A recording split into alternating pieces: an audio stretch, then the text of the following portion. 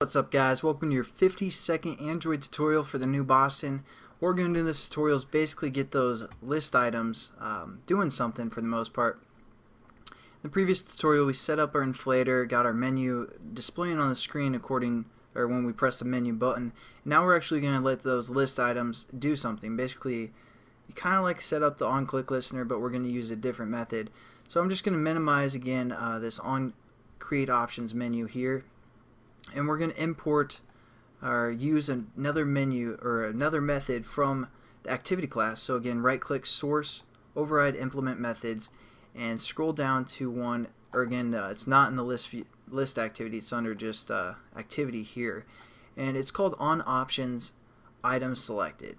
So just look for that on options item selected. It takes a menu item within its class or within its parameters. Hit OK. And it kind of sets it up for us as well. Again, we're just going to kind of gut it out for the most part. We aren't going to worry about sending it to the superclass. We're just going to delete this whole line of code right here and delete that. Now what we need to do is we need to kind of reference this item that's being passed in. Again, once one of these items are clicked within our on options menu, it's going to call this method for the most part. So what we want to do is check the case ID of which menu is selected.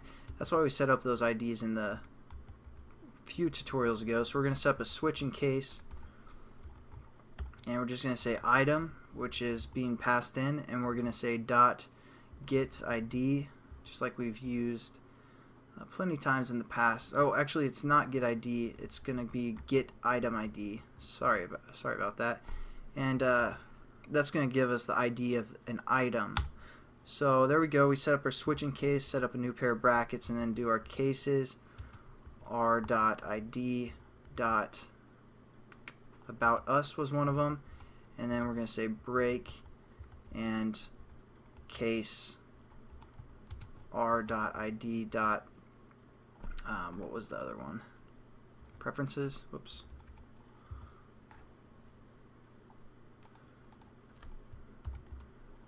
And then we're going to break as well. And now why it's giving us an error and why it gave us an error in the last tutorial, basically it's a Boolean. I don't know if I'm saying that right. I always say stuff wrong because I read in books and I never know if I'm pronouncing stuff right. So it's Boolean, I believe, and basically that's going to be a true or false type scenario, and we aren't returning any data. We aren't saying, hey, it's true or false. So what we need to do is return something. So we're going to go outside of our switch in case here, and we're going to say return false. Just return something. We're just going to say, hey, it's false. Doesn't really matter if it wasn't within our switch in case. So basically, if it is neither of those things, it's just going to return false, give no input back. And that's basically how we set up basically our items, and then we can do something like, well, I don't know if I want to do anything more in this tutorial. It's a pretty quick tutorial for the most part, but again, nothing too new. Just remember we set up a basically on create options menu, and then once that menu inflates, that's what we've done in the past tutorial, gives us two items which we set up in our items resource folder, or our menu resource folder. We set up two items within there, and then we're just getting the ID of those items, which is being passed in when we get a click, because those are called menu item, or it's from the menu item class. It's going to give us that item, some information about the item.